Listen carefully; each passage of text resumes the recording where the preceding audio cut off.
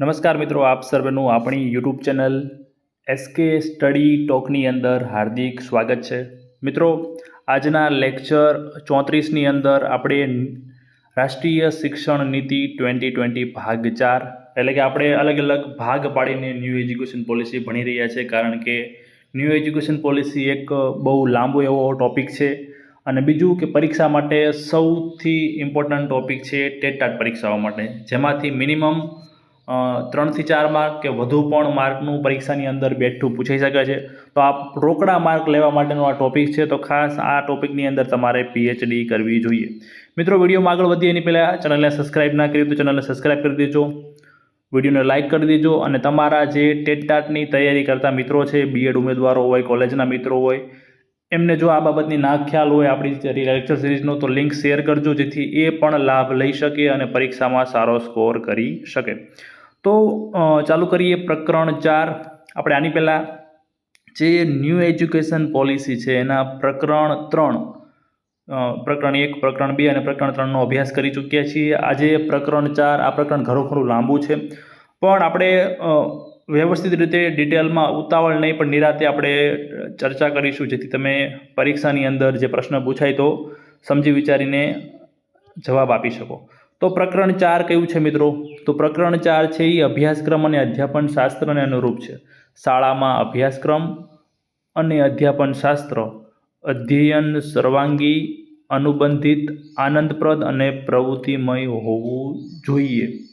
તો જે પ્રકરણ છે એનું નામ મિત્રો મેં તમને અગાઉ પણ કીધું હતું કે તમારે પ્રકરણના નામ ખાસ યાદ રાખવાના છે, તો ખાસ આ પણ યાદ રાખજો। અને મેં તમને સ્ટાર્ટિંગના પહેલા વિડીયોમાં પણ કીધું હતું કે આખું નામ કદાચ યાદ ન રહે તો સિમ્પલી તમને એટલો ખબર હોવો જોઈએ કે પ્રકરણ 4ની અંદર અભ્યાસક્રમ અને અધ્યાપન શાસ્ત્ર વિશે વાત કરવામાં આવેલી છે। તો ચલો આગળ જોઈએ આ પ્રકરણની અંદર શું જે ભલામણો કરવામાં આવી છે, જોગવાઈઓ કરવામાં આવી છે। તો પહેલી વસ્તુ, ઉચ્ચ પ્રાથમિક તબક્કામાં વધુ અમૂર્ત ખ્યાલો વિકસાવવામાં આવશે। ઉચ્ચ પ્રાથમિક તબક્કો આપણે બીજા લેક્ચરની અંદર તબક્કા ભણ્યા હતા, પૂર્વ પ્રાથમિક, પ્રારંભિક, ઉચ્ચ પ્રાથમિક। તો આ અમૂર્ત ખ્યાલો વિકસાવવાની શરૂઆત ક્યાંથી કરવામાં આવશે? તો ધોરણ 6 થી 8 ઉચ્ચ પ્રાથમિક તબક્કામાં પરીક્ષામાં પૂછાય કે અમૂર્ત ખ્યાલો જે છે શાળા લેવલે ક્યારથી શીખવામાં આવશે? તો ઉચ્ચ પ્રાથમિક તબક્કામાં ધોરણ 6 થી લઈને 8 જે છે ત્યાંથી આ વસ્તુની શરૂઆત કરવામાં આવશે। બીજું, ધોરણ 10 બાબતે એક ભલામણ કરવામાં આવી કે વિદ્યાર્થીઓને વિષય પસંદગીની તક આપવામાં આવશે।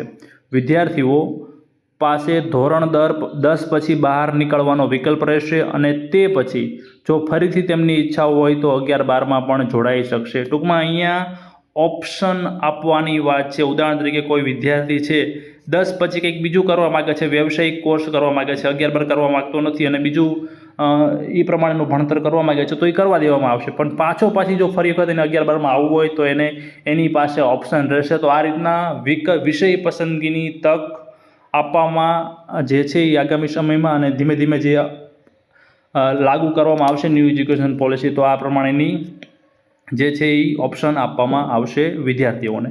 બીજું, NCERT દ્વારા, કોના દ્વારા? NCERT દ્વારા આવશ્યક કૌશલ્યો અને મૂલ્યોની યાદી તૈયાર કરાશે અને રાષ્ટ્રીય અભ્યાસક્રમ માળખા દ્વારા સમગ્ર શાળા શિક્ષણમાં તેને સમાવવા માટે તેમને વિદ્યાર્થીઓના જીવનમાં ઉતારવા માટેની પદ્ધતિઓનો દિશા નિર્દેશ કરશે। ખાલી ટૂંકમાં અહીંયા એટલું યાદ રાખજો કે જે પરીક્ષા શાળા લેવલે જે કૌશલ્યો છે, જે મૂલ્યો છે, જે વિદ્યાર્થીઓએ પોતાના જીવનમાં ઉતારવાના છે, પોતાના જીવનની અંદર લાગુ કરવાના છે, તો એનું આખું એક લિસ્ટ તૈયાર કોણ કરશે? તો NCERT કરશે। પરીક્ષામાં ઓપ્શન તમને અલગ અલગ આપેલા હોય, NCERT, NCET, GCERT, તો પરીક્ષામાં જવાબ શું આવશે? કોણ કરશે જે મૂલ્યો અને લિસ્ટ છે એ NCERT જે છે એ લિસ્ટ તૈયાર કરશે। બીજું છે વિશ્લેષણ આધારિત, ચર્ચા આધારિત, અન્વેષણ આધારિત, પ્રશ્ન પદ્ધતિ આધારિત, વિવેચનાત્મક વિચારણા આધારિત અને સર્વાંગી અધ્યયન માટે જરૂરી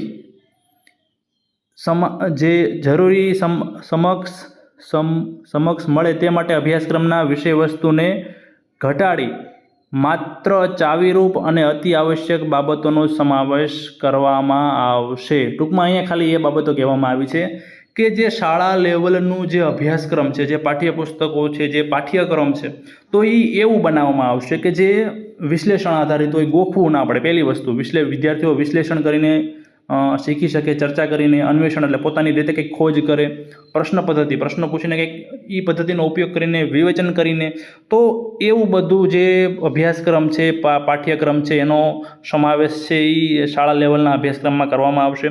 તમને ખ્યાલ છે એવું આપણે જ્યારે નાના હતા ત્યારે આપણે જે ગોખવાની સિસ્ટમ હતી, શિક્ષક ગમે એ વસ્તુ ગોખાવતા, તો એવું ના બને. એને ગમે એમ કરીને સરકારે દૂર કરવી છે.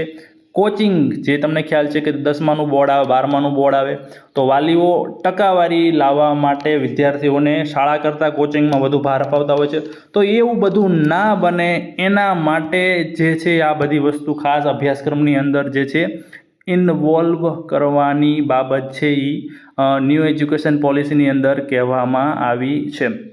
આગળ જોઈએ, અધ્યાપન કાર્ય કલા દ્વારા, રમતગમત દ્વારા ઉપર ખાસ ભાર આપવામાં આવશે. ટૂંકમાં એ તો અત્યારે પણ આપવામાં જ આવે છે અને ન્યૂ એજ્યુકેશન પોલિસીની અંદર પણ કહેવામાં આવ્યું છે કે એજ્યુકેશન જે છે એ આપણે ભાર વગરનું બનાવવાનું છે. એના માટે અલગ અલગ કલા દ્વારા, રમત દ્વારા, એક્ટિવિટી દ્વારા, ખાસ તમને ખબર છે ધોરણ 1-2ની અંદર જે પ્રજ્ઞા અભિગમ છે, તો એમાં એક્ટિવિટી દ્વારા જ જ્ઞાન આપવામાં આવે છે. ડાયરેક્ટ પાઠ્યપુસ્તકમાંથી ભણાવવામાં નથી આવતું. તો આ બાબતો દરેક લેવલે, દરેક ધોરણની અંદર બને એટલી શક્ય બને એટલી લાગુ પાડવા માટેનો પ્રયત્ન જે છે એ ન્યૂ એજ્યુકેશન પોલિસીની અંદર કહેવામાં આવ્યો છે. બીજું છે, એક સૌથી મોટો ચેન્જ છે એ અહીંયા જ કીધો છે કે વિદ્યાર્થીઓને શાળામાં અભ્યાસ માટે વિષયોની વધુ અનુકૂળતા અને પસંદગી આપવામાં આવશે, ખાસ માધ્યમિક શિક્ષણમાં લાગુ. અત્યારે આપણે જે પ્રવાહ છે, સાયન્સ સ્ટ્રીમ છે, કોમર્સ સ્ટ્રીમ્સ છે, આર્ટ્સ સ્ટ્રીમ છે, જે સાયન્સનો વિદ્યાર્થી છે એ સાયન્સનું જ ભણતો હોય, આર્ટ્સનો વિદ્યાર્થી આર્ટ્સનું જ ભણતો હોય, પણ ભવિષ્યમાં જે આ પ્રવાહ છે એ નીકળી જશે. વિદ્યાર્થીઓને વિષય પસંદગીની તક આપવામાં આવશે. કઈ રીતે? ઉદાહરણ તરીકે કોઈ એ નામનો વિદ્યાર્થી છે તો એ સાયન્સમાંથી પણ એક વિષય લઈ શકશે, કોમર્સમાંથી પણ એક વિષય લઈ શકશે, આર્ટ્સમાંથી પણ વિષય લઈ શકશે, અને ત્રણેયના વિષયમાં જઈને જે પસંદ કર્યા હોય એ પસંદગી મુજબ એ ભણતર કાર્ય કરી શકશે, પોતાનું અધ્યયન કાર્ય કરી શકશે. ટૂંકમાં અહીંયા પ્રવાહનો કાંઈ રોલ જ નહીં રહે, કેમ કે વિદ્યાર્થી પોતાની રીતે જે વિષયો સિલેક્ટ કરશે એ પ્રમાણેનું એને આગામી સમયમાં ભણવાનું આવશે. તો આ ખાસ પરીક્ષામાં પૂછાય એવો પ્રશ્ન છે કે પ્રવાહ નાબૂદી કરવામાં આવશે આગામી સમયમાં.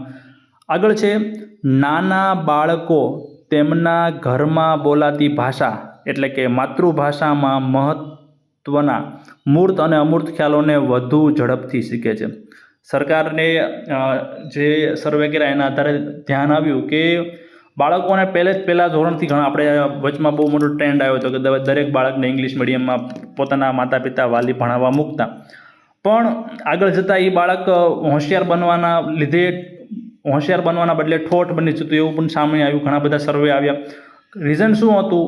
બાળકને સ્ટાર્ટિંગમાં જેટલું માતૃભાષામાં જે રીતનું નોલેજ મળે, જે સ્પીડથી મળે, બાળક જેટલું કેપ્ચર કરે એટલું એ અન્ય ભાષામાં નહીં કરે. ટૂંકમાં ઘરે જે ભાષા બોલાતી હોય, એના માતા પિતા જે ભાષા બોલતા હોય, આજુબાજુના પડોશીઓ સમાજ જે ભાષા બોલતા હોય, જે પ્રાદેશિક ભાષા છે એમાં જ ભણાવવામાં આવે તો બાળકને અધ્યયનની અંદર ફાયદો થાય છે. ટૂંકમાં જે નાનું બાળક છે એ મૂર્ત અને અમૂર્ત ખ્યાલોને વધુ ઝડપથી પોતાની માતૃભાષાની અંદર જ સમજે છે. તો એટલા માટે માતૃભાષા બાબતે મહત્ત્વની જોગવાઈ કરવામાં આવી છે. પરીક્ષા માટે સૌથી ઇમ્પોર્ટન્ટ છે અને પરીક્ષામાં પ્રશ્ન પૂછાઈ પણ ગયો છે. પણ અહીંયા જરીક અલગ અલગ જે ભારત સરકાર દ્વારા ન્યૂ એજ્યુકેશન પોલિસીની જે PDF આપવામાં આવી છે અલગ અલગ ભાષાની અંદર, એમાં અંગ્રેજીની જે PDF છે એની અંદર અને ગુજરાતીની PDF બંનેમાં થોડોક તફાવત છે. આમ સરકારે હવે આ બંને જે જવાબ છે એ માન્ય રાખવા પડે. તો શું છે? તો જે માતૃભાષા બાબતે ભલામણ કરવામાં આવી છે કે જ્યાં સુધી શક્ય હોય ત્યાં સુધી ઓછામાં ઓછું ગુજરાતીની જે PDF છે ઓછામાં ઓછું ધોરણ 4 સુધી, અને જો વધુ યોગ્ય લાગે તો ધોરણ 8 સુધી ફરજિયાત માતૃભાષા, ઘરની ભાષા એટલે કે સ્થાનિક ભાષા, પ્રાદેશિક ભાષામાં જ શિક્ષણ આપવાનું. આજે બાળકો પહેલાં ધોરણથી જ ઇંગ્લિશ મીડિયમમાં બાળકોને ભણાવવા મૂકી દે છે એવું નહીં. સરકારે ઓલું કે આ સરકારી શાળાઓને પણ લાગુ પડશે, ખાનગી શાળાઓને પણ લાગુ પડશે.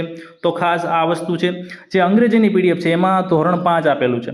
તો મિત્રો પરીક્ષામાં પ્રશ્ન પૂછાય કે કયા ધોરણ સુધી મિનિમમ જે છે એ માતૃભાષામાં શિક્ષણ આપવાની વાત કરવામાં આવી છે.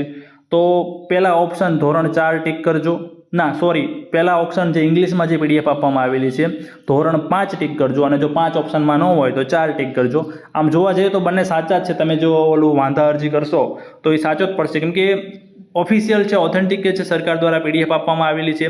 તો ખાસ ફરી વખત કહું છું કે જ્યાં સુધી શક્ય હોય ત્યાં સુધી ઓછામાં ઓછું ધોરણ 5 સુધી અને શક્ય હોય તો ધોરણ 8 સુધી માતૃભાષામાં જ શિક્ષણ આપવાની વાત કરવામાં આવી છે.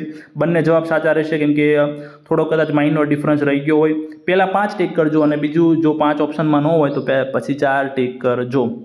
બીજું માતૃભાષા માટે શું કીધું છે, આ ધોરણો પછી પણ ઘર કે જે સ્થાનિક ભાષા છે એને શક્ય હોય ત્યાં સુધી શાળામાં એક વિષય તરીકે શીખવાડવામાં આવશે. આમાં ભલામણ તો કરી કે ધોરણ 5 સુધી માતૃભાષામાં જ જે છે એ શિક્ષણ આપવાનું, પણ 6ઠ્ઠા ધોરણથી શું?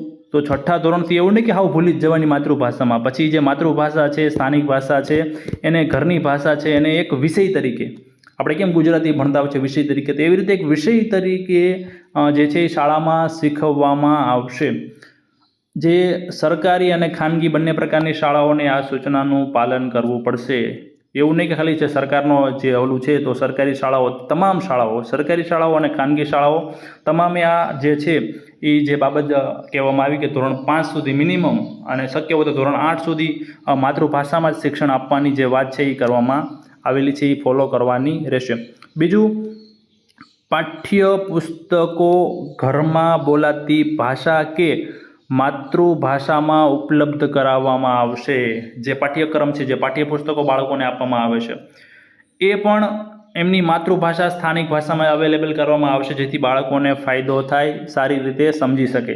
આગળ જોઈએ, જ્યાં ઘરની ભાષા માતૃભાષામાં પાઠ્યપુસ્તક સામગ્રી ઉપલબ્ધ ન હોય તેવા કિસ્સાઓમાં શિક્ષકો અને વિદ્યાર્થીઓ વચ્ચે વ્યવહારની ભાષા, ઘરેલું ભાષા અને માતૃભાષા રાખવાનો પ્રયત્ન કરવામાં આવશે. ટૂંકમાં અમુક જગ્યાએ એવી હોય કે જ્યાં એમની જે માતૃભાષા છે અથવા એ બોલી છે એમાં પાઠ્યપુસ્તકો અવેલેબલ નથી કરવામાં આવ્યા, તો ક્લાસરૂમની અંદર, વર્ગખંડની અંદર જે શિક્ષક છે, જે બોલ છે, જે વ્યવહાર કરશે બાળકોની સાથે, એ ભાષા, એમની માતૃભાષા, એમની પ્રાદેશિક ભાષા, એમની જે બોલી છે એની એ મુજબ જ કરવામાં આવશે. એના માટે એ બોલી જાણતો હોય, એ માતૃભાષા જાણતો હોય એવા શિક્ષકની નિમણૂક જ એવી શાળાઓમાં કરવામાં આવશે. ઉદાહરણ તરીકે કોઈ આદિવાસી વિસ્તાર છે, તેમની ભાષા એ પ્રમાણે છે, તો જે શિક્ષક એ ભાષાનો જાણકાર હોય, એ બોલીનો જાણકાર હોય, એ શિક્ષકની જ નિમણૂક ત્યાં કરવામાં આવશે, જેથી તે સારી રીતે બાળકોને સમજી શકે, સારી રીતે બાળકોને ભણાવી શકે. બીજું, જેના ઘરની ભાષા, માતૃભાષા શિક્ષણના માધ્યમથી ભિન્ન છે, જે શિક્ષણનું માધ્યમ હોય એની કરતાં જે માતૃભાષા છે એ અલગ છે, તો તેમના માટે દ્વિભાષી અધ્યયન સામગ્રી સહિત દ્વિભાષી અભિગમનો ઉપયોગ કરવા માટે શિક્ષકોને પ્રોત્સાહિત કરવામાં આવશે. ટૂંકમાં સિમ્પલ એવું કહેવામાં આવ્યું છે. એક્ઝામ્પલ તરીકે કોઈ, આપણે ધારો કે શિક્ષણની ભાષા છે ગુજરાતી અને ઉર્દૂવાળા પણ એ શાળાની અંદર ઘણા બધા હોય, તો ઉર્દૂ અને ગુજરાતી બંને દ્વિભાષી જે છે એ સામગ્રી, શિક્ષણ સામગ્રી, પાઠ્યપુસ્તકો તૈયાર કરવામાં આવશે, જેમાં ગુજરાતીમાં લખેલું હોય, ઉર્દૂમાં લખેલું હોય, અને શિક્ષક પણ બંને રીતે શાળામાં જ્યારે દ્વિભાષી અભિગમ એટલે ક્લાસરૂમમાં ઉર્દૂવાળા થોડા ઘણા બેઠા હોય, ગુજરાતીવાળા બેઠા હોય, તો બંનેને થોડોક એ રીતે ફાયદો થાય. ખાલી આ તો એક્ઝામ્પલ આપ્યું છે, ઉર્દૂ અને ગુજરાતી ભેગા ના હોઈ શકે, પણ ધારો કે હિન્દી અને ગુજરાતી છે તો બંને થોડુંક સમજી શકે. દ્વિભાષી અભિગમ છે એ શિક્ષકે રાખીને ભણાવવાનું રહેશે, તો એ બાબતે પણ જે છે એ ન્યૂ એજ્યુકેશન પોલિસીની અંદર કહેવામાં આવ્યું છે. આગળ જોઈએ, બાળકો 2 થી 8 વર્ષની ઉંમર વચ્ચે અત્યંત ઝડપથી ભાષાઓ શીખી લે છે અને બહુભાષિકતાથી આ ઉંમરના વિદ્યાર્થીઓને ઘણા બધા જ્ઞાનાત્મક લાભો થાય છે. ટૂંકમાં સિમ્પલ એટલું કહેવામાં આવ્યું છે કે જે ભાષાઓ છે, તમને ખ્યાલ છે કે સૌથી વધુ જે શીખવાની ઝડપ હોય છે નાના બાળકોમાં જ હોય છે. એ ભૂલ કરતો ઘણું બધું શીખી જાય છે. તો 2 વર્ષથી લઈને જે 8 વર્ષનું બાળક છે એની જે સ્પીડ છે એ સૌથી વધુ કયા તબક્કામાં હોય છે? 2 વર્ષથી 8 વર્ષની ઉંમર વચ્ચે ભાષા શીખવાની એ ક્યાંય 2 વર્ષથી 8 વર્ષ સુધીનું બાળક છે એ નાનું બાળક સ્કૂલમાં નથી જતું. પરિવાર પોતાના માતા બોલતા હોય, પોતાના પિતા બોલતા હોય, પોતાના ઘરે પરિવારના જે સભ્યો બોલતા હોય, અડોશ પડોશના લોકો પાસેથી ધીમે ધીમે પોતાની રીતે જ એ શીખતું થઈ જાય છે. તમને ખ્યાલ છે બોલતા બાળક શીખે છે કઈ રીતે શીખે? સ્કૂલમાં નથી જતું, પોતાની જાતે જ શીખી જતું હોય છે. તો ખાસ એ બાબત અહીંયા કહેવામાં આવી છે. હવે ખાસ એક ત્રિભાષા સૂત્ર બાબતે ન્યૂ એજ્યુકેશન પોલિસીની અંદર મસ્ત રીતની ભલામણ કરવામાં આવી છે. તો એ પરીક્ષામાં પૂછાઈ શકે છે કે જે ત્રિભાષા સૂત્ર છે જે બંધારણની અંદર જોગવાઈ કરવામાં આવી છે, તો એ ત્રિભાષા સૂત્રમાં હજી વધુ લવચિકતા એટલે કે ઓપ્શન આપવામાં આવશે, લવચિકતા આપવામાં આવશે. કોઈ પણ રાજ્ય પર કોઈ પણ ભાષા લાદવામાં નહીં આવે. ડાયરેક્ટ એવું નહીં કહી દેવામાં આવે કે ગુજરાત છે તો એમને આ ભાષા ફરજિયાત સ્કૂલની અંદર ભણાવવાની જ તે ના, એમને ઓપ્શન આપવામાં આવશે અને વિદ્યાર્થીઓ પાસે ઓપ્શન માગવામાં આવશે. માગવામાં મીન્સ કે વિદ્યાર્થીઓને પણ વિષય પસંદગીની તક આપવામાં આવશે કે પહેલો જે વિષય હોય છે એ તો ફિક્સ છે, પછી બીજો ત્રીજો એમને કયો રાખવો છે, શું બદલવા માગે છે. તો આ રીતના વિષય પસંદગી વિષય નહીં પણ ભાષા પસંદગીની જે છે એમાં પણ તક આપવામાં આવશે. જો અહીંયા કીધું છે કે ત્રિભાષામાં વિદ્યાર્થીઓ પસંદ કરી શકશે. એમાં પણ કીધેલું છે કે જેમાંથી જે 3 ભાષા છે, ફર્સ્ટ લેંગ્વેજ, સેકન્ડ લેંગ્વેજ અને થર્ડ લેંગ્વેજ, એમાં ઓછામાં ઓછી 3માંથી 2 ભાષાઓ ભારતીય ભાષા હોવી જોઈએ. જો ઓપ્શન આપવામાં આવશે એ વાત સાચી, વિદ્યાર્થીઓ પોતાની રીતે ભાષા સિલેક્ટ કરી શકશે, first language, second language, third language, પણ 3 ભાષામાંથી 2 ભાષા તો ફરજિયાત ભારતીય હોવી જોઈએ. ભારતીય એટલે કઈ ભારતીય ભાષાઓ? તો બંધારણની અંદર જે 8મી અનુસૂચિ છે, ખાસ પરીક્ષામાં આ બાબતે પણ પ્રશ્ન પૂછે છે કે બંધારણની કઈ સૂચિમાં ભાષા સંબંધિત જોગવાઈ છે? તો બંધારણની 8મી અનુસૂચિની અંદર ભાષા સંબંધિત જોગવાઈ છે, જેની અંદર 22 જેટલી ભાષાઓનો ઉલ્લેખ છે. ખાસ પરીક્ષામાં આ પણ પ્રશ્ન પૂછાય કે બંધારણની 8મી અનુસૂચિની અંદર કુલ કેટલી ભાષાઓનો સમાવેશ છે? તો 22 ભાષાઓ. તો આ 22 ભાષાઓમાંથી ફરજિયાત જે ત્રિભાષા સૂત્ર છે એમાં 2 ભાષાઓ તો હોવી જ જોઈએ. પછી ત્રીજી કોઈ પણ ભાષા, એ પછી ફોરેનની ભાષા હોય તો પણ વિદ્યાર્થીઓ લઈ શકે છે. તો આ સિવાયની જે 22 ભાષાઓ છે એ સિવાયની ભારતની કોઈ બીજી ભાષાઓ હોય તો એ પણ વિદ્યાર્થીઓ જે છે એ પસંદ કરી શકશે. પણ મિનિમમ 2 ભાષા તો ભારતીય ભાષા છે એ વિદ્યાર્થીઓએ સિલેક્ટ કરવી જ પડશે. આગળ જોઈએ, જે વિદ્યાર્થીઓ 3માંથી એક અથવા વધારે ભાષાને બદલવા માગે છે તેઓએ ધોરણ 6 અને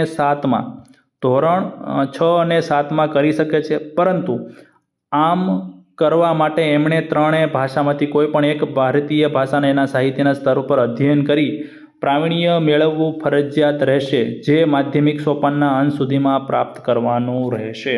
ટૂંકમાં અહીંયા એવું કહેવામાં આવ્યું છે કે કોઈ બાળક કે વિદ્યાર્થી જેને ભાષા પસંદગીનો આપણે ઓપ્શન આપવામાં આવશે શાળામાં, તો એ ક્યારે ચેન્જ કરી શકશે? તો ધોરણ 6 અથવા 7માં એ ચેન્જ કરી શકશે. પણ જે ત્રિભાષા સૂત્ર છે એમાંની જે ભારતીય ભાષા છે એમાં એને સાહિત્યના સ્તર ઉપર એને બધો અભ્યાસક્રમ એને આવડવું જોઈએ.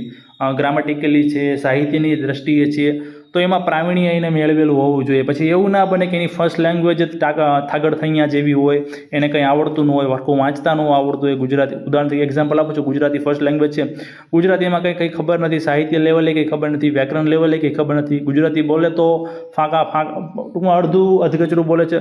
તો એ રીતનું નહીં ચાલે. પહેલાં એને એ જે લેંગ્વેજ છે, ફર્સ્ટ લેંગ્વેજ છે, એમાં PhD પ્રાપ્ત કરવાની રહેશે. PhDને ખાલી એક્ઝામ્પલ આપું છું, ટૂંકમાં પ્રાવીણ્ય મેળવવાનું રહેશે.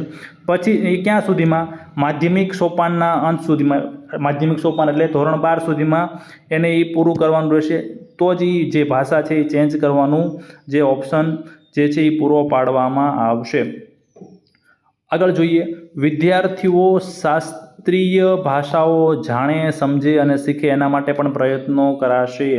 મિત્રો, ભારતની અંદર જે શાસ્ત્રીય ભાષાઓ છે, કુલ કેટલી શાસ્ત્રીય ભાષાઓ છે પરીક્ષામાં પૂછાય તો ભારત સરકાર દ્વારા માન્ય શાસ્ત્રીય ભાષાઓ છે 6. કઈ એ પણ પરીક્ષામાં પૂછાય તો તમિલ, સંસ્કૃત, કન્નડ, તેલુગુ, મલયાલમ અને ઉડિયા. તો આ શાસ્ત્રીય ભાષાઓને પણ વિદ્યાર્થીઓ જાણે, સમજે, શીખે એના માટે પ્રયત્ન કરવામાં આવશે. ન્યૂ એજ્યુકેશન પોલિસીની અંદર આ બાબતે ભલામણ કરવામાં આવી છે. તો ખાસ એવા પણ ટૂંકમાં જે અભ્યાસક્રમ છે એની અંદર આનો પણ ધીમે ધીમે થોડો ઘણા અંશે સમાવેશ કરશે અને વિદ્યાર્થીઓ જાણે. અત્યારે તમને ખ્યાલ હશે કે જે સામાજિક વિજ્ઞાનની જે પુસ્તકો છે એની અંદર પણ આ બાબતે તેલુગુ, ભાષા નહીં પણ એને લગતું જે કંઈ કલ્ચર છે એની માહિતી ઘણી બધી જે છે એ સમાવેશ ઓલરેડી કરવામાં આવેલો છે. આગળ જોઈએ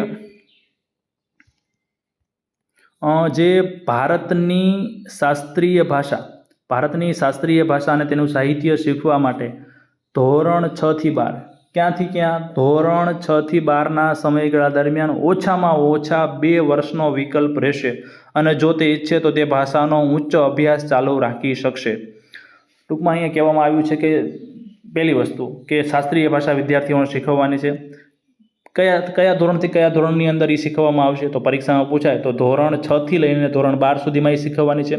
બીજું એમને ઓપ્શન આપવામાં આવશે વિકલ્પ મિનિમમ ઓછામાં ઓછા 2 વર્ષ તો એમને ટૂંકમાં એ જે છે એ વિકલ્પ રહેશે. ટૂંકમાં એ શીખવી પડશે, પોતાના અભ્યાસક્રમની અંદર લેવી પડશે. સાથે સાથે વિદ્યાર્થીઓને વિદેશી ભાષાઓ શીખવવાનો પણ વિકલ્પ અપાશે. અમુક વિદ્યાર્થીઓ હોય મારે ચાઇનીઝ શીખવી છે, મારે સ્પેનિશ શીખવી છે, જે કંઈ ઇટાલિયન શીખવી છે, તો જે કંઈ ભાષાઓ શીખવી હોય તો એ પણ વિદ્યાર્થીઓને જે છે એ ભાષા શીખવા માટે ફોરેન લેંગ્વેજ શીખવા માટે પણ ઓપ્શન આપવામાં આવશે. બીજી એક મહત્ત્વની જે છે એ જોગવાઈ કરવામાં આવેલી કૌશલ્ય બાબતે કે માધ્યમિક તબક્કામાં કયા તબક્કામાં માધ્યમિક સોપાન કયું હતું આપણે 9 થી 12નું તો કોડિંગ સાથે સંકળાયેલી પ્રવૃત્તિઓ શરૂ કરવામાં આવશે ગાણિતિક કૌશલ્યના વિકાસ માટે. ખાસ પરીક્ષામાં પૂછાય કે કોડિંગ છે ગાણિતિક કૌશલ્યના વિકાસ માટે તો એ કયા સોપાનની અંદર શીખવવામાં આવશે તો માધ્યમિક સોપાન ધોરણ 9 થી 12ની અંદર જે છે એ આ જે છે એ કોડિંગની શરૂઆત કરવામાં આવશે. આના પછીની જે જોગવાઈ છે એ 1 નંબરની જોગવાઈ છે. પરીક્ષામાં પ્રશ્ન સૌથી વધુ નીકળવાના ચાન્સ અહીંયાથી છે અને અગાઉ પૂછાઈ પણ ગયું ઘણી બધી પરીક્ષાઓમાં કે ધોરણ 6 થી 8ના વિદ્યાર્થીઓ માટે કોના માટે ધોરણ 6 થી 8ના વિદ્યાર્થીઓ માટે 10 દિવસના દફતર વગરના તાસ એટલે કે બેગલેસ ડેનું આયોજન કરાશે. એટલે કે એવો દિવસ કે જેમાં બાળકોએ દફતર છે એમનો જે બગલ થેલો છે, આપણે દેશી ભાષા કે બગલ થેલો, અમે જ્યારે નાના હતા ત્યારે બગલ થેલા તો નહોતા પણ એક ઠેલી હતી જે ઓલા પેન્ટના કાપડમાંથી સીવેલી હોય એ ઠેલીમાં જે પુસ્તકો અને કે જે કંઈ હતું એ મૂકીને જતા હતા. તો એ ઠેલી કે બગલ થેલો છે એને ઘરે મૂકીને જવાનું અને વિદ્યાર્થીઓએ સ્કૂલમાં જઈને ટૂંકમાં આનંદ કરવાનો દિવસ એવું કહી શકાય.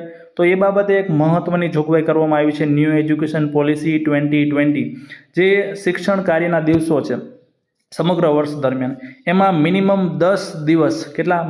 10 દિવસ દફતર વગરના તાસ બેગલેસ ડેનું આયોજન કરવામાં આવશે. એની અંદર શું કરવાનું તો એમાં વિવિધ પ્રવૃત્તિઓ અને વ્યાવસાયિક અભ્યાસક્રમોનો સમાવેશ કરવામાં આવશે. એક્ઝામ્પલ તરીકે સુથારી કામ, ઇલેક્ટ્રિક વર્ક, મેટલ વર્ક, બાગકામ, માટીકામ, વિવિધ સ્થળોની મુલાકાત, સ્મારકોની મુલાકાત. ટૂંકમાં આપણે જે અધર એક્ટિવિટી કરીએ છીએ, વ્યાવસાયિક વસ્તુ શીખીએ છીએ તો એ બધું જે છે આ દફતર વગરના તાસ છે એની અંદર શીખવવામાં આવશે. આપણે જે વિડીયો બનાવીએ છીએ આજની તારીખે એના થોડાક 2-3 દિવસ પહેલાં જ સરકારે જે છે એ આ બાબતે ખાસ પરિપત્ર જાહેર કર્યો છે. પહેલાં જે એકમ કસોટીઓ લેવામાં આવતી હતી તાજેતરમાં જે ગુજરાત સરકારે એકમ કસોટીઓ રદ કરીને શનિવારે ક્યારે પરીક્ષામાં આ પણ પ્રશ્ન પૂછે છે કે કરંટના ઓલા ઉપર કે શનિવારે આનંદદાયી શનિવાર એને શું નામ આપવામાં આવ્યું શનિવારને આનંદદાયી શનિવાર અને દફતર વગરના 10 દિવસ ઉજવવાનું જાહેર કરેલ છે. તો આ વસ્તુ છે મિત્રો કે પરીક્ષામાં દર વર્ષે ગુજરાત સરકારે કયા વારને દફતર વગરના તાસ તરીકે લેવાનું આયોજન કર્યું છે તો શનિવારે જે આનંદદાયી શનિવાર છે એની અંદર જે બેગલેસ ડે છે એનું આયોજન કરવાનું છે. ખાસ આ પ્રશ્ન યાદ રાખજો કે બેગલેસ ડે કયા ધોરણના વિદ્યાર્થીઓ માટે છે તો ધોરણ 6 થી 8ના વિદ્યાર્થીઓ માટે છે. હવે એના માટે કંઈક થોડો ઘણો અભ્યાસક્રમ પણ રેડી કરવો પડે તો દર મોટા ભાગના પ્રશ્નોમાં અભ્યાસક્રમની બાબતો આવશે તો NCERT જ આવશે. ખાસ યાદ રાખજો મિત્રો NCERT જે છે એ ધોરણ 6 થી 8 માટે પ્રેક્ટિસ આધારિત અભ્યાસક્રમ તૈયાર કરશે. જે આની અંદર બેગલેસ ડે જે જાહેરાત કરવામાં આવી છે 10 દિવસની એની અંદર જે અભ્યાસક્રમ જે શિક્ષકોને, વાલીઓને અને બાળકોને ઉપયોગી થઈ શકે. આગળ જોઈએ જે બેગલેસ ડે છે એ સિવાય પણ વિદ્યાર્થીઓ વ્યાવસાયિક વિષયો શીખવા માટે આવી જ બીજી ઇન્ટર્નશીપની તકો ધોરણ 6 થી 10માં ઉપલબ્ધ કરવામાં આવશે જેમાં રજાના સમયગાળાનો પણ સમાવેશ કરાશે. પહેલી વસ્તુ જે બેગલેસ ડેની જાહેરાત છે એ ધોરણ 6 થી 8 માટે છે. બીજું ઇન્ટર્નશીપ. કેવી ઇન્ટર્નશીપ? વ્યાવસાયિક ઇન્ટર્નશીપ. વ્યાવસાયિક એટલે કે બાળકો ભવિષ્યમાં એ જે તે વ્યવસાય છે એ શીખે, જાણે અને ભવિષ્યમાં જો એ કંઈક કરવું હોય, એમાંથી રોજગારી મેળવવી હોય તો ભવિષ્યમાં શાળાકીય ભણતર પૂરું થાય તો એ કરી શકે, કંઈક આવડતું હોય તો કરી શકે. તો એના માટે ઇન્ટર્નશીપની તકો કયા ધોરણથી કયા ધોરણના બાળકો માટે? ધોરણ 6 થી 10ના બાળકો માટે ઉપલબ્ધ કરવામાં આવશે. અને એમાં રજાનો સમય જે વેકેશનનો ગાળો હોય એનો પણ ઉપયોગ કરવામાં આવશે, જેથી રખડે નહીં અને એનો સમયનો સદુપયોગ પણ થઈ જાય અને વિદ્યાર્થીઓ કંઈક નવું જાણે. એના પછી છે NCERT. આજે જે શાળા અભ્યાસક્રમ બાબતે, શેના માટે? શાળા અભ્યાસક્રમ બાબતે NCERT દ્વારા શાળા શિક્ષણ માટે રાષ્ટ્રીય અભ્યાસક્રમ માળખું, ઇંગ્લિશમાં કહે તો NCFSE, એનું ફૂલ ફોર્મ ખાસ યાદ રાખજો, મોસ્ટ IMP છે, પરીક્ષામાં પૂછાય એવું છે. NCFSEનું national curriculum framework for school education. શું થશે? National curriculum framework for school education. તો NCERT જે છે શાળા શિક્ષણ માટે અભ્યાસક્રમ માળખું તૈયાર કરશે. માળખું મીન્સ કે એક આખું ડ્રાફ્ટ રેડી કરશે કે તમારા શાળામાં આ ભણાવવાનું, આ વિષયો ભણવાના, આખો કેમ આપણે અભ્યાસક્રમ સિલેબસ હોય ને કઈ વસ્તુ ભણાવવાની, કઈ નહીં ભણાવવાની, કેવી રીતે ભણાવવાની, શું શું એક્ટિવિટી એમાં કરી શકો, તો એ બધી વસ્તુ કોણ રેડી કરશે? NCERT કરશે, જે સમગ્ર ભારતની શાળાઓમાં લાગુ કરવામાં આવશે. પણ ડાયરેક્ટ નહીં લાગુ કરે, એ NCERT રેડી કરશે એટલે પછી એના આધારે GCERT રેડી કરશે, જે એના જે ગાઈડલાઈન આપી છે એના આધારે GCERT રેડી કરશે. અને GCERT આપણા ગુજરાત માટે GCERT, બીજા રાજ્યોમાં જે હોય. તો આ જે અભ્યાસક્રમ માળખું તૈયાર કરવામાં આવશે એ બધી જ પ્રાદેશિક ભાષાઓમાં ઉપલબ્ધ કરાશે.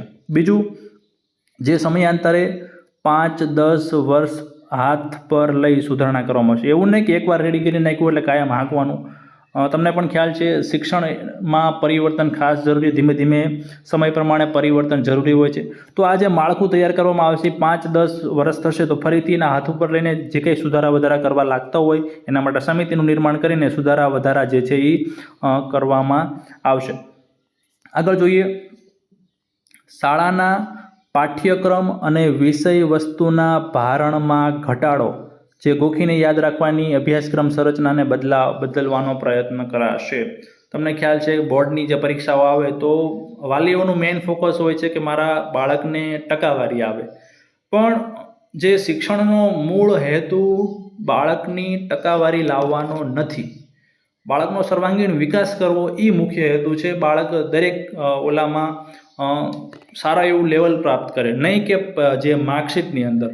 પણ અત્યારની જે પદ્ધતિ છે, હાલ જે જોવા મળી રહ્યું છે કે બોર્ડની પરીક્ષા આવે, બાળકો શાળા કરતાં પોતાના કોચિંગમાં વધુ વિશ્વાસ કરે છે, ટકાવારી આવે છે, મોટા મોટા હોર્ડિંગ મારેલા હોય છે અને જે પોતાના બાળકના વાલીઓ છે ગર્વથી સ્ટેટસ મૂકે મારા બાળકને 90% આવ્યા, 80% આવ્યા. પણ મિત્રો આ જે વૃત્તિ છે, ટકાવારીની વૃત્તિ છે, ગોખીને માર્ક લાવવાની વૃત્તિ છે, તો આ બધું ચેન્જ થવું જોઈએ. મુખ્ય હેતુ ગોખીને કે વાંચીને ખાલી ટકાવારી લાવી એ હેતુ નથી. તો આ બધું જે બદલવાનો પ્રયત્ન કરવામાં આવશે. દરેક રાજ્યો પોતાનો અભ્યાસક્રમ તૈયાર કરશે, જે NCERT દ્વારા તૈયાર કરેલ NCFSE એટલે કે national curriculum framework for school education પર આધારિત હશે. મેં અગાઉ કીધું એ પ્રમાણે જ તે કે NCERT અભ્યાસક્રમ માળખું તૈયાર કરશે, એને એક માર્ગદર્શક તરીકે લઈને દરેક રાજ્ય પોતાના જે છે અભ્યાસક્રમ માળખા તૈયાર કરશે અને શાળામાં એનું અમલીકરણ કરશે. આગળ જોઈએ, SCERT દ્વારા અભ્યાસક્રમ અને અધ્યાપન પદ્ધતિમાં યોગ્ય ફેરફાર કરીને દફતર અને પાઠ્યપુસ્તકોના વજનમાં નોંધપાત્ર ઘટાડો કરવા માટે પ્રયત્ન કરાશે. સાચી વાત છે, આ ખાસ જરૂરિયાત છે. જેટલું બાળકનું વજન ન હોય નહીં કરતા તો ઠેલાનો વજન થઈ જતો હોય છે. તો જે બેગ છે બાળકનું, જે પાઠ્યપુસ્તકો છે, બીજી જે કંઈ વસ્તુ બાળક લઈને આવતા હોય એનો વજન જેટલો બને એટલો ઘટાડો કરવા માટે જે છે એ પ્રયત્ન કરવામાં આવશે. એના માટે જે કંઈ સુધારા વધારાની જરૂરિયાત શિક્ષણ વિભાગની હશે એ કરવામાં આવશે. બીજું છે શાળા પ્રણાલીની પરંપરાગત મૂલ્યાંકન પદ્ધતિ, કે જે મુખ્યત્વે સમજ વિનાની ગોખવાની શક્તિ ઉપર આધારિત તેમાં સુધારો લાવવામાં આવશે. આપણે અગાઉ વાત કરીએ જ છે કે જે ગોખીને માર્ક લાવવાની બાબત છે, બોર્ડની પરીક્ષા હોય કે કોઈ ગમે એ પરીક્ષા હોય, તો એમાં ચેન્જ લાવવાનો પ્રયત્ન કરવામાં આવશે. તો શું ચેન્જ લાવવામાં આવશે? તો અહીંયા ન્યૂ એજ્યુકેશન પોલિસીની અંદર કહેવામાં આવ્યું છે કે વિદ્યાર્થીનું ખાલી આપણે જે પેપર આપી દઈએ બોર્ડનું અને ટકાવારી લાવી નાખીએ એ રીતનું નહીં. વિદ્યાર્થીનું 360 ડિગ્રી મૂલ્યાંકન કરવાનું છે. એ પછી મૂલ્યાંકન શાળાના વર્ગખંડની અંદર પણ શિક્ષક કરતા હોય, ગ્રાઉન્ડ હોય, કોઈ એક્ટિવિટી, કંઈ આયોજન હોય, કાર્યક્રમ હોય તો અહીંયા પણ વિદ્યાર્થીનું મૂલ્યાંકન થતું હોય, પરીક્ષામાંય થતું હોય. ટૂંકમાં જ્યાં શક્ય બને ત્યાં વિદ્યાર્થીઓનું મૂલ્યાંકન કરવાનું છે. ખાલી એક પેપરના આધારે વિદ્યાર્થીઓનું મૂલ્યાંકન કરવાનું નથી. તો આ કોના સહયોગથી થશે? તો NCERT અને SCERT એટલે કે જે તે રાજ્યનું બોર્ડ અને NCERTના સહયોગથી આખું વિદ્યાર્થીઓનું પ્રગતિ કાર્ડ રેડી કરવામાં આવશે, જેની અંદર તમામ બાબતો, ખાલી જે પરીક્ષાઓના માર્ક્સ છે એની તમામ બાબતો પ્રગતિ કાર્ડની અંદર નોંધવામાં આવશે. આ પ્રગતિ કાર્ડમાં વાલીઓના શિક્ષણના સર્વાંગીણ વિકાસ માટે ટૂંકમાં વાલીઓનો પણ આ જે છે એ સમાવેશ કરવામાં આવશે. એની અંદર ઉદાહરણ તરીકે વિદ્યાર્થીઓને ભણાવવામાં કેવી રીતે મદદ કરવી, કોઈ આખું એક રિપોર્ટ થઈ ગયો કોઈ એક વિદ્યાર્થીનો, એ વાલીને આપવામાં આવશે. વાલીની સાઇન હોય, પછી એમાં નોંધ કરવામાં આવી, વાલી માટે સૂચના આપવામાં આવી, તમારા બાળકને આ કરાવજો, ઘરે આ કરાવજો, શાળાએ આવે ત્યારે આ ખાસ તમે આ ધ્યાન આપજો. તો એમાં વાલીઓનો પણ જે છે એ સહયોગ લેવામાં આવશે. બીજું, જે મૂલ્યાંકનની વાત કરી છે તો એ કેટલી રીતે મૂલ્યાંકનનો સમાવેશ કરવાની બાબત જે છે એ NEP 2020માં કરવામાં આવી છે. તો 3 રીતે મૂલ્યાંકન થઈ શકે. જે બાળક છે એ પોતાની જાતે પણ મૂલ્યાંકન કરી શકે, એટલે કે સ્વમૂલ્યાંકન, સહપાઠી દ્વારા મૂલ્યાંકન. જે બાળકનો સહપાઠી છે પોતાની જાત સાથે ભણે છે તો એ પણ મૂલ્યાંકન કરી શકે છે. તો એના માટે પણ જે છે જે કંઈ સુધારા વધારા હશે, ઓપ્શન હશે, એ વિકલ્પો હશે એ પૂરા પાડવામાં આવશે. અને શિક્ષક દ્વારા મૂલ્યાંકન. તો આવી રીતે અલગ 3 રીતે જે છે એ મૂલ્યાંકન માટે વિકલ્પો પૂરા પાડવાની બાબત છે એ NEP 2020માં કરવામાં આવી છે. આગળ જોઈએ, કૃત્રિમ બુદ્ધિમત્તા AI, એટલે કે આપણે અત્યારે AI ChatGPTનો ખાસો એવો ઉપયોગ થઈ રહ્યો છે. કૃત્રિમ બુદ્ધિમત્તા AI એટલે કે આર્ટિફિશિયલ ઇન્ટેલિજન્સના ઉપયોગથી વિદ્યાર્થીઓ સોફ્ટવેર બનાવી શકે છે. તેમને અધ્યયનમાં પ્રગતિની સંભાળ લેવામાં અને શ્રેષ્ઠ કારકિર્દીની પસંદગી કરવામાં મદદરૂપ થઈ શકે. ટૂંકમાં સિમ્પલ ખાલી એટલી વસ્તુ તમે યાદ રાખજો કે જે ન્યૂ એજ્યુકેશન પોલિસીમાં આર્ટિફિશિયલ ઇન્ટેલિજન્સ એટલે કે કૃત્રિમ બુદ્ધિમત્તાના ઉપયોગ માટેની પણ ભલામણ કરવામાં આવી છે, જે સ્કૂલ એજ્યુકેશનની અંદર જે ઉપયોગી થઈ શકે. હવે બોર્ડની પરીક્ષાઓ બાબતે પણ ભલામણ કરવામાં આવી છે કે ધોરણ 10 અને 12 માટે બોર્ડની પરીક્ષાઓ ચાલુ રાખવામાં આવશે, પણ તેમાં સુધારો કરવામાં આવશે. જે બોર્ડની પરીક્ષાઓ લેવામાં આવશે એ ચાલુ રહેશે, પણ એની અંદર પણ ઘણા બધા સુધારા કરવામાં આવશે. જે વિદ્યાર્થીઓ કોચિંગની મેન હેતુ એમનો એ રહેશે કે કોચિંગ કરવા જે બાળકો જાય છે, જેનો મુખ્ય ટાર્ગેટ હોય છે કે વિદ્યાર્થીઓમાં ડર હોય છે નપાસ થાય, તો એ નપાસ થવાનો ડર વિદ્યાર્થીઓમાંથી કાઢવા માટે પ્રયત્ન કરવામાં આવશે, જેથી એમને કોચિંગે ન જવું પડે. શાળાએ રેગ્યુલર બાળક આવતો હોય તો ઇઝીલી પાસ થઈ જાય. તો એ પ્રમાણેનું જે છે વ્યવસ્થા ભવિષ્યમાં કરવામાં આવશે. આગળ છે, પરીક્ષામાં વ્યક્તિગત હિતોને આધારે ઘણા વિષયોમાંથી બોર્ડની પરીક્ષાના વિષયોની પસંદગી કરી શકશે. આપણે જે રીતે હોય છે 10મા ધોરણમાં આપણી વખતે હતું કે ડાયરેક્ટ તમારે 10મા ધોરણમાં આવો એટલે આ વિષયો ફરજિયાત પાસ કરવા જ પડે. તો એવું નહીં હોય. બાળકોને અહીંયા પણ બોર્ડની પરીક્ષાઓમાં પણ વિષય પસંદગીની તક આપવામાં આવશે. વિદ્યાર્થીને જેમાં હિત લાગતું હોય, પોતાનો ફાયદો લાગતો હોય તો એ પ્રમાણેના એ વિષયો પસંદ કરી શકશે. આગળ છે, કોઈ પણ શાળાકીય વર્ષ દરમિયાન 2 વખત બોર્ડની પરીક્ષા આપી શકશે. એક મુખ્ય પરીક્ષા અને એક સુધારણા માટે, જો ઈચ્છિત હોય તો. ખાસ આ શબ્દ પકડજો, જો ઈચ્છિત હોય તો. જેવી રીતે બોર્ડની પરીક્ષા લેવામાં આવે છે એ વર્ષમાં 2 વાર લેવાશે. એકવાર બોર્ડની પરીક્ષા આવી, કોઈ વિદ્યાર્થીને 70% આવી ગયા અને એ વિદ્યાર્થીને લાગતું હોય આપણે જે ટકા જોઈતા હતા એ આવી ગયા, એને જલસા મોજ કરો, તો એને બીજી વાર પરીક્ષા ન આપી હોય તો નહીં આપે. હવે કોઈ છોકરી છે કે જેને 90% આવ્યા પણ એને એમ લાગતું હોય કે મારે હજી 90% ઓછા છે, મારે 99% તો આવવા જ જોઈએ, તો એ ફરી વખત જે સુધારણા માટેની પરીક્ષા છે એમાં ફોર્મ ભરીને એલિજિબલ થઈ શકશે. ટૂંકમાં વિદ્યાર્થીઓની પોતાની ઓલી રહેશે કે સુધારણા માટેની જે ફરી વખત પરીક્ષા લેવામાં આવે એમાં ઉપસ્થિત થવું કે ન થવું. તો આ રીતે 2 ઓપ્શન આપવામાં આવશે. ખાસ જે કોચિંગની સંસ્કૃતિ છે હાલ જે ચાલી રહી છે, પરીક્ષાના તણાવ બાબતે ઘટાડો કરવા માટે પ્રયત્ન કરવામાં આવશે. જે વિદ્યાર્થીઓમાં ડર હોય છે બોર્ડની પરીક્ષાનો, એ ગમે એમ કરીને કાઢવામાં આવશે. જે કોચિંગમાં વિદ્યાર્થીઓ પ્રેરાય છે જવા માટે એ ના પ્રેરાય એ માટે પણ પ્રયત્નો કરવામાં આવશે. આગળ જોઈએ, ગણિતથી લઈને દરેક વિષય સંબંધિત મૂલ્યાંકન 2 સ્તરો પર કરવામાં આવશે. એક વર્ગ કક્ષાએ અને બીજું ઉચ્ચ કક્ષાએ. ટૂંકમાં મૂલ્યાંકનની વાત છે, શાળા વર્ગ કક્ષાએ અને ઉચ્ચ કક્ષાએ એ રીતે અલગ અલગ 2 સ્તર ઉપર જે છે એ મૂલ્યાંકન કરવામાં આવશે, જેથી જે 360 ડિગ્રી મૂલ્યાંકનની વાત કરવામાં આવી છે એ પરિપૂર્ણ થઈ શકે. આ ઉપરાંત બોર્ડની પરીક્ષાઓ બાબતે એક ભલામણ કરવામાં આવી છે કે કેટલાક વિષયોમાં બોર્ડની પરીક્ષાઓ 2 ભાગમાં રાખી શકાય. એક ભાગમાં બહુ વિકલ્પ પ્રશ્નો હોય અને બીજા ભાગમાં વિસ્તૃત ઉત્તરના પ્રશ્નો હોય. તો આવી ભલામણ કરવામાં આવી છે. તમને ખ્યાલ છે ગુજરાતમાં જે ગણિત વિષય છે ધોરણ 10ની અંદર, એમાં બેઝિક મેથ્સ અને એડવાન્સ મેથ્સ આવી રીતે અલગ અલગ 2 ઓપ્શન જે છે એ આપવામાં આવે છે. તો એ બીજું કંઈ નહીં, એ જે 2 ઓપ્શન છે ન્યૂ એજ્યુકેશન પોલિસી 2020 અંતર્ગત આપવામાં આવેલા છે. કેમ કે જે વિદ્યાર્થીઓનો ડર હોય છે કે હું મેથ્સમાં નપાસ થઈ જઈશ, તો એ ડર છે એ દૂર થાય. નકર થતું તો કેવું કે મેથ્સ અઘરું લાગે, પછી એકેડેમીવાળા કે જે કોચિંગવાળા હોય એ પોતાની ડરને કારણે વિદ્યાર્થીઓને પોતાની તરફ આકર્ષે. તો બેઝિક મેથ્સ આવી ગયો એટલે જે ડર હતો એ લગભગ 50% વિદ્યાર્થીઓનો ઓછો થઈ ગયો. તો આ રીતે એવું નહીં મેથ્સ, પણ ન્યૂ એજ્યુકેશન પોલિસીમાં એવું કીધું કેટલાક વિષયો એવું ફરજિયાત એવું નહોતું કીધું કે મેથ્સમાં જ તેમ. તો કેટલાક વિષયોમાં બોર્ડની પરીક્ષાઓ 2 ભાગમાં રાખી શકાય. એક ભાગમાં અહીંયા એવું કીધું હતું કે તમે એક ભાગમાં બહુ વિકલ્પ પ્રશ્નો રાખો, આપણે જે હોય છે ખાલી જગ્યા છે, MCQ છે એ ટાઈપનું, અમુકમાં વિસ્તૃત લખવાનું એ રીતનું રાખો. પણ આપણે અલગ અલગ જે ઇઝી અને હાર્ડ એ રીતનું ગુજરાતની અંદર રાખવામાં આવેલું છે. બીજું વિદ્યાર્થીઓ 3, 5 અને 8માં શાળા પરીક્ષા આપશે, જે યોગ્ય ઓથોરિટી દ્વારા લેવામાં આવશે ગુજરાતની અંદર GCERT દ્વારા.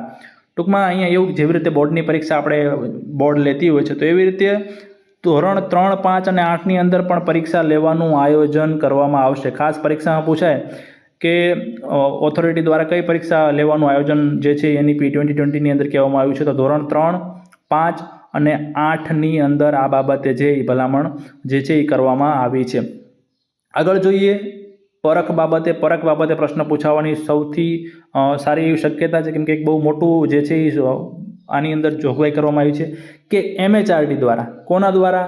MHRD દ્વારા. MHRD મંત્રાલય, હાલનું નામ છે શિક્ષા મંત્રાલય, એક પ્રમાણભૂત નિર્ધારક સમિતિના રૂપમાં એક રાષ્ટ્રીય મૂલ્યાંકન કેન્દ્ર પરખ સ્થાપિત કરશે. આ પરખ, પહેલી વસ્તુ, આ પરખ શું છે મિત્રો? તો આ છે રાષ્ટ્રીય મૂલ્યાંકન કેન્દ્ર. ટૂંકમાં એક એવું સરકારે એવું કીધું કે આખા ભારતમાં એક એવું જે છે એ કેન્દ્ર હોવું જોઈએ.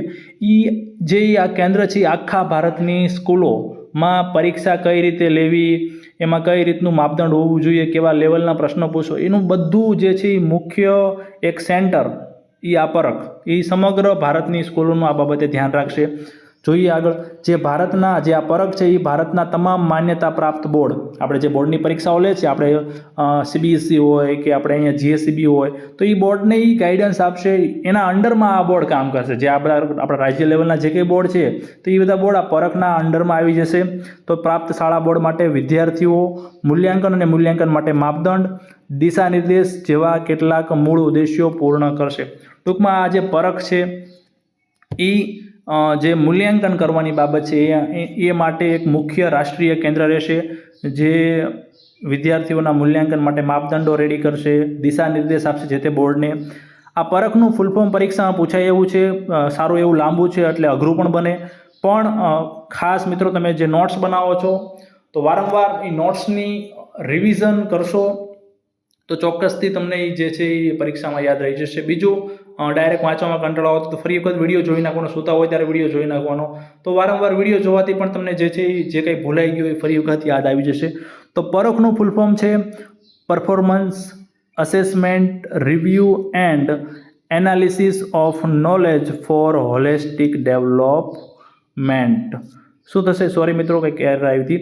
પરખનું ફૂલ ફોર્મ શું થશે? Performance assessment review and analysis of knowledge four holistic development. હવે જે આ પરખ છે એ જે તે બોર્ડને બધાને પોતાના અંડરમાં રાખીને ગાઈડન્સની બધું આપશે.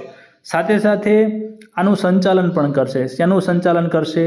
તો NAS ફૂલ ફોર્મ પૂછી શકે બંનેના, સ્ટેટ અચીવમેન્ટ સર્વે, અને NAS નેશનલ અચીવમેન્ટ સર્વે, જે આ સર્વેનું આયોજન કરવામાં આવતું હોય છે એનું સંચાલન પણ હવેથી કોણ કરશે? પરખ કરશે. પરખનું ફૂલ ફોર્મ પણ યાદ રાખજો. પરખ શું છે? તો પરખ છે એક રાષ્ટ્રીય મૂલ્યાંકન કેન્દ્ર.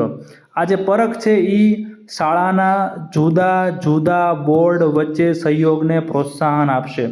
આપણે જેવી રીતે અહીંયા GSEB છે, CBSE છે, આ સિવાય જે કંઈ બોર્ડ હોય તો એકબીજા બોર્ડ એકબીજાને સહયોગ આપે.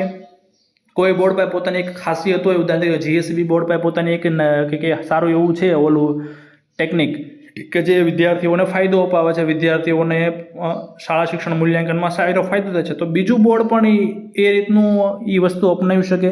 તો આ બાબતે એકબીજા બોર્ડ એકબીજાને સહયોગ કરે એ માટે પણ પરખ જે છે એ બહુ સારું એવું કામ કરશે.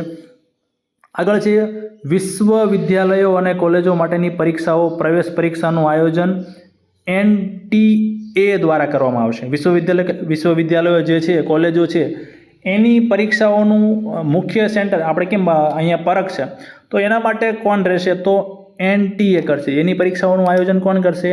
નેશનલ ટેસ્ટિંગ એજન્સી દ્વારા કરવામાં આવશે. અને ખાસ એક છેલ્લી ભલામણ જે છે એ આ પ્રકરણની અંદર કરવામાં આવી છે. આટલી જે મિત્રો આપણે બધી જ અત્યારે જોયા લેક્ચર, એ સમગ્ર ભલામણો ફક્ત ને ફક્ત પ્રકરણ 4ની અંદર કરવામાં આવી છે. હજી તો આપણે ઘણા બધા પ્રકરણ ભણવાના બાકી છે. તો અહીંયા છેલ્લું છે કે NCERT અને NCT પ્રતિભાશાળી વિદ્યાર્થીઓ માટે ખાસ શિક્ષણ માટેની માર્ગદર્શિકા વિકસાવશે. પરીક્ષામાં પ્રશ્ન પૂછાય, પ્રતિભાશાળી વિદ્યાર્થીઓ માટે જે ન્યૂ એજ્યુકેશન પોલિસીની અંદર જોગવાઈ કરવામાં આવી છે તો એના માટેની માર્ગદર્શિકા કોણ વિકસાવશે? તો NCERT અને NCTE. પ્રતિભાશાળી વિદ્યાર્થીઓ એટલે કે કોણ? કે જે ભણવાની અંદર આગળ પડતા હોય, હોશિયાર હોય, તો એને ખાસ જે છે એ અલગ વસ્તુની એના માટે ખાસ વ્યવસ્થા હોવી જોઈએ, જેથી એ ઓલામાં પછાત ન રહે. જે ભણવામાં એ પહેલેથી આગળ છે પણ એને એ પ્રમાણે પછી જે છે એ વ્યવસ્થા પણ મળવી જોઈએ શાળામાં, જેથી જે આગળ છે એ આગળ રહે ને વધુ આગળ જાય. તો આ પ્રમાણે જે છે એ માર્ગદર્શિકા વિકસાવશે. તો આ વિડીયોમાં આટલું જ મિત્રો. પ્રકરણ 4 ઘણું લાંબુ હતું, ઘણી બધી જોગવાઈ છે, પણ વારંવાર રિવિઝન કરશો, વારંવાર વિડીયો જોશો તો ચોક્કસથી તમને પરીક્ષાની અંદર જે છે સારા માર્ક મળી જશે. બીજું મિત્રો, ન્યૂ એજ્યુકેશન પોલિસી જે છે એ બહુ જ ઇમ્પોર્ટન્ટ ટોપિક છે. ખાસ બીજા ટોપિકની સરખામણી એકવાર વાંચીને મૂકી ના દેતા, વારંવાર રિવિઝન કરજો અને જેથી તમને પરીક્ષામાં રોકડા માર્ક મળી જાય. વિડીયો ગમ્યો હોય તો વિડીયોને લાઇક કરજો, બીજા મિત્રો સુધી શેર કરજો. ચેનલ ઉપર નવા હોય, હજુ સુધી ચેનલને સબસ્ક્રાઇબ ના કરી હોય તો કરી દેજો, જેથી હું નવા વિડીયો મૂકું તો તમારા સુધી પહોંચી જાય. બીજું મિત્રો, ટેલિગ્રામમાં ના જોડાણા હોય તો ટેલિગ્રામમાં ચેનલમાં જોડાઈ જજો. ટેલિગ્રામ ચેનલની લિંક તમને વિડીયોના ડિસ્ક્રિપ્શન બોક્સની અંદર મળી જશે. ધન્યવાદ.